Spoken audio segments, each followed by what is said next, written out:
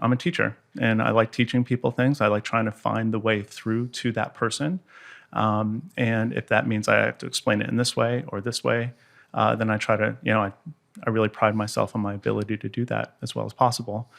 And as you know, Bitcoin has so many angles that you can look at it from, and that, like whoever I'm talking to, I can find something, right? I'm going to try to find the thing that's going to get them a conviction about it. So, yeah. And why is that important to find that conviction for people? Because essentially you're saying Bitcoin's apolitical, but at the same time, right. Yeah. You are focusing on one particular kind of group of people. Yeah, and so certainly Bitcoin at the protocol level we know is apolitical. It doesn't favor anybody, doesn't disfavor anybody. But there does exist a culture, right? There exists a culture within the Bitcoin community, and I'm not even talking about Twitter, right? Twitter is its own thing, but just even in educational resources.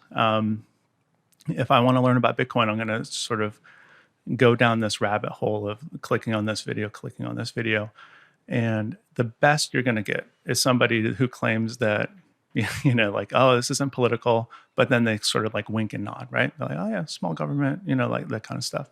And I just found that the resources that I really wanted for myself and for the people I care about to get that conviction, they were going to get turned off. And it's really unfortunate that we're in that political environment that, like, if you say the wrong thing on either side, then that person's going to say, all right, well, this isn't for me. And I just want to be able to have a resource, right?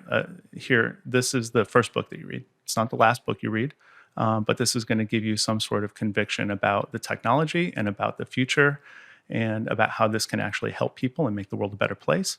And you can, as soon as you have that conviction, you can go and listen to any other resource that you want. You can listen to podcasts, you can read books, and you're not going to have this worry about, like, am I going in with the wrong people, like, yeah. Well, this is why I massively support what you're doing. I'm going to back what you're doing once your Kickstarter's live, which we will mention in the show. Sure. I'll be your first backer. Yeah. Have you decided your packages yet, by the way?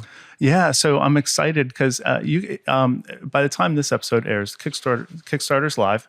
And I'll have a link on it on my Twitter, but you'll have it on the show notes, I'm sure. And you can pre-order the book, but there's also a level where you can pre-order the book for yourself and for a senator. So I'll sign it, inscribe it, send it to all 50 Democratic senators.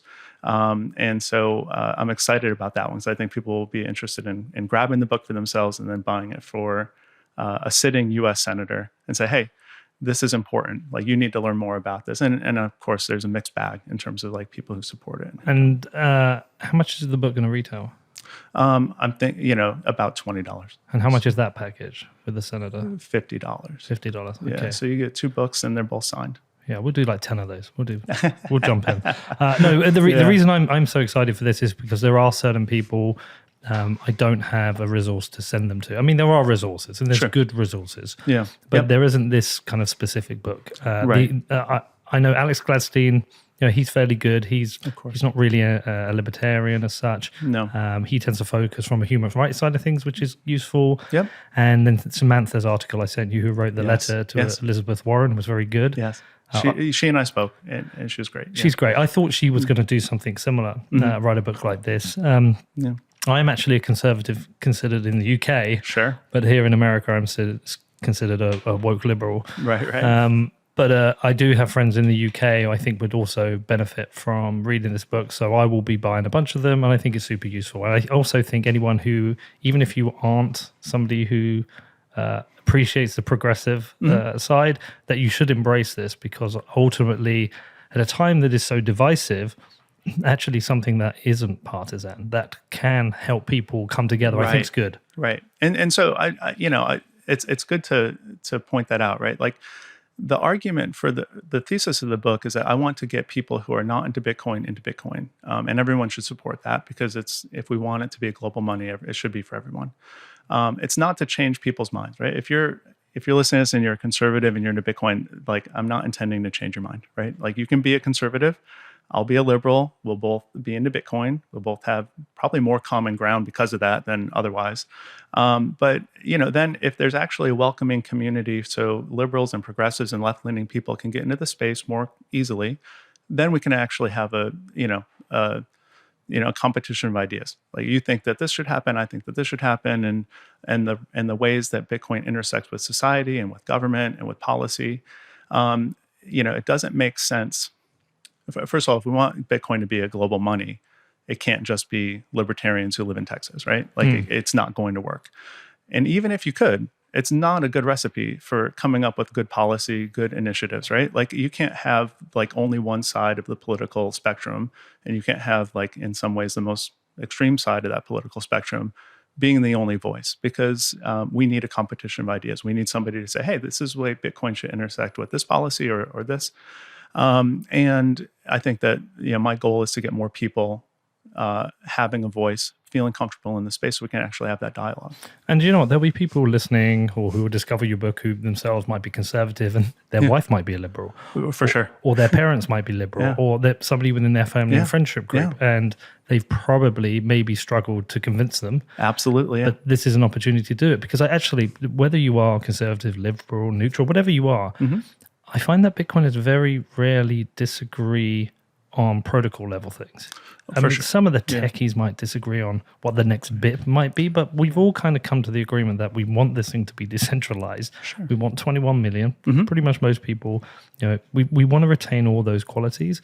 Where we tend to argue is actually on the political side of things, because some people want no state, some want small state, some believe that's natural. Yeah. But at the moment, we don't have small states. No, we don't. We have the state as it is. Bitcoin is growing and flourishing, and it's best for everyone if we introduce as many people as possible. Right. Just for you though, on the monetary side, is money something you've spent time understanding in the past, or was this part of the rabbit hole? Absolutely not. Right. And I think that this is a great opportunity for people to on the left side to learn a little bit more about money. I grew up without a lot of resources. I didn't even have like training in terms of like proper investments, like absent Bitcoin, right? And it blew me away to learn like what money is, how money is created, what does it mean to have the Federal Reserve has a monopoly on money creation and things like that. And the reason it resonates is because everybody who considers themselves a liberal, progressive on the left side feels that the system is broken, right? Like they feel that it's wrong. They look back to 2008 and nobody thinks that we fixed it. And learning about the current financial system through Bitcoin is an excellent way to understand why the current financial system feels wrong to so many people. And of course, liberal people have their ideas, right? We have our theories about why that is. But the more you know about it, the more you know about the current financial system, the more you dislike it. And it goes beyond sort of a superficial, like, billionaires are greedy and ridiculous, and banks are greedy and ridiculous. Like that's all true, but it's also like there's a lot more to it than that. And so my journey to understand what money is as an actual technology tool began when I really started getting into Bitcoin. It wasn't before then. And outside of the maths, computer science things, because obviously if you're a maths teacher, that side of the thing is going to be super interesting to you. But was there anything that particularly grabbed you? Was there like a moment, an orange pillar moment, where you had that kind of, you're like, wow, this actually, I understand this. This means like it means something for you. Yeah, I mean, 1,000 times, right? And I think maybe the very first one of those was when I remember the moment I learned that there's only 21 million, and that's all there could be, right? And the idea that for me, the conviction came from this sense of digital scarcity, which has never existed before, right? Like I think a lot of people obviously think that, all right, I can copy and paste emails and cat memes and that stuff, right? And so if it's digital, it can't be scarce. And to learn why and how that was true was a moment for sure. And there's been 1,000 since. And did you have any moments or any particular reservations where you thought, hold on, when you kind of thought through the implications of what Bitcoin is, and if Bitcoin became a dominant form of money, were there things that worried you, concerned you? Yeah, and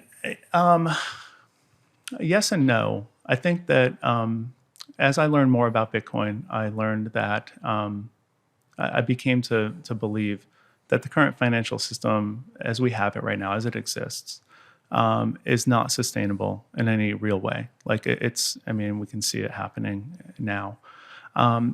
And so I worry about a transition from what we have now, which is flawed and broken and not good and not treating people well, most people, to a new system. Because I do think that that transition poses dangers, right? I think that there's vulnerable people out there right now who will not navigate that transition well. And it's impossible to know when it happens, how long it takes, what it looks like. And so that worries me, is to switching to a new system. But on the other hand, I don't know that we have a choice. I don't think that, I'm not willing to say that Bitcoin is completely inevitable, but it's very close. And I personally have a belief that it is. But you think of it as a life raft and not the iceberg, right? So the goal now is just to get as many people educated and the people that I care about knowing about this thing and reaching the biggest audience as I can, so that when that transition happens, then people are ready and they understand what's going on. And that's one of the motivations behind the book, because I think there's an audience out there who doesn't take Bitcoin seriously and who is being told by politicians and the media that they shouldn't, and it's bad, and we all know, these pieces that come out, and I just need to reach those people. And have you managed to orange pill many people yourself? I mean, not on the scale of you, right? You could end up with more. Well, yeah, looking forward, for sure. I have orange pilled as many people as I can who are in my direct circle, and I love it, because each one is a different argument and a different justification or a different way of thinking about Bitcoin. And becomes research. And becomes research for the book, right? Like the book essentially is a collection of the most poignant, effective arguments to get somebody who is left-leaning or progressive to actually buy in and want to learn more. And so, I'm still at the level where I've orange pilled a lot of people that I care about, who I'm close to, and I keep tabs on them. I check in with them. Oh, like, how you doing with the price going down and that kind of stuff. But certainly not at scale. But I realize that it's something I enjoy doing. It's absolutely thrilling for me to see that light bulb moment for somebody who hasn't really sat down to think about it. And your wife, has she been like, shut the fuck up already? No. I mean, she's great. She's absolutely great. I did give her, I gave her some resources to look at when I decided I wanted to start, diving into this. She's been absolutely great. She's my best friend, and she's the smartest person in the world. And she and I go back and forth about Bitcoin, and she'll push me on issues, right? And say, hey, what about this? Are you sure about that? So this is a great anecdote. The other day, she saw that the price was down, and she's like, "Are you buying more?" Oh yeah. So she's on board. That's the kind of wife you want. Yeah. She's like, absolutely. You need to buy more. She's like, oh yeah, we have some money coming in next month. Why don't you just buy it now? While it's low. So it's what you want.